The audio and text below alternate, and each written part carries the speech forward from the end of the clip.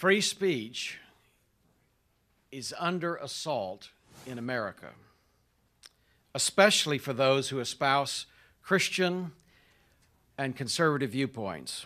I must also emphasize our alarm at the ever-growing examples of censorship of Christian and conservative viewpoints online, largely at the behest of small yet dominant groups of cultural elites. What you're not entitled to do is muzzle the position, silence, censor the position you disagree with. YouTube, taking conservative speakers down. Prager University, wildly popular.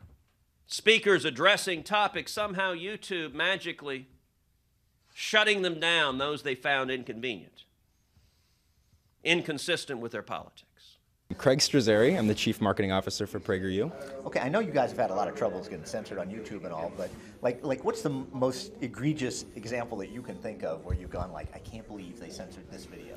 Well, unfortunately, there's too many of those to count, but just a couple of them would be our video on why did America fight the Korean War with scholar Victor Davis Hanson. It's the most rational, sophisticated, 5-minute discussion, history lesson on the Korean War, and YouTube has decided to restrict it and restrict access for young people on that. So that's one of them. Another would be Dennis Prager's video, our founder, on the 6th commandment, thou shalt not kill, thou shalt not murder.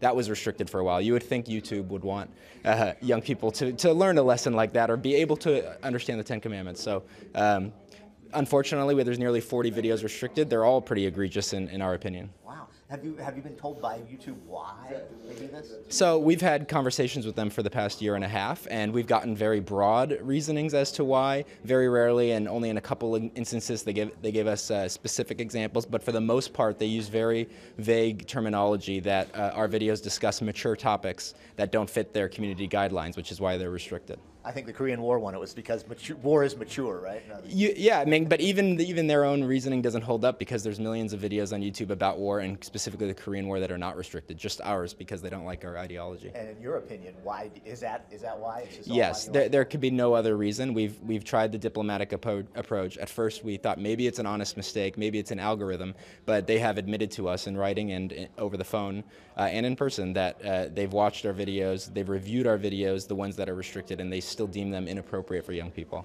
Other than the rise of the printing press in the 16th century and the Gutenberg Bible, and arguably the rise of television in the second half of the 20th century, those two developments, the internet has done more to spread information to the human race than any technology, any invention since the dawn of humanity.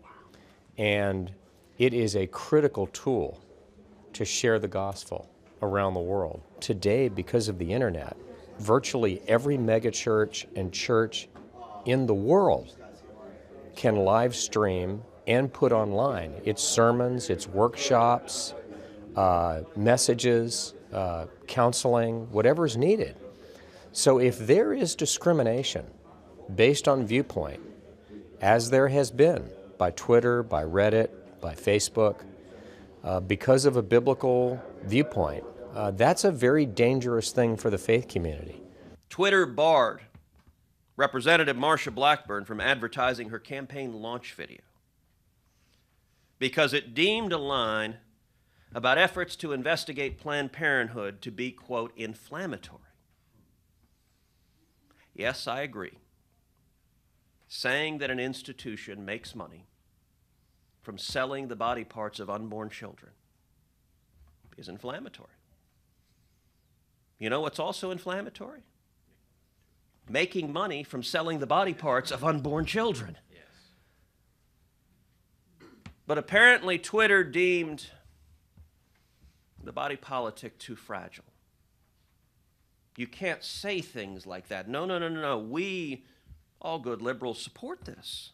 Tech giants like Facebook, Twitter, Google, and Apple have on numerous occasions bowed to the internal or external pressure of those who desire to expunge opposing viewpoints from the marketplace of ideas. We're seeing them behave like the petty tyrants on college campuses. It is unacceptable for these titans to discriminate against users just because their viewpoints are not congruent with ideas popular in Silicon Valley. Now they are the new media powerhouses. I think they have a moral obligation to defend free and open communication.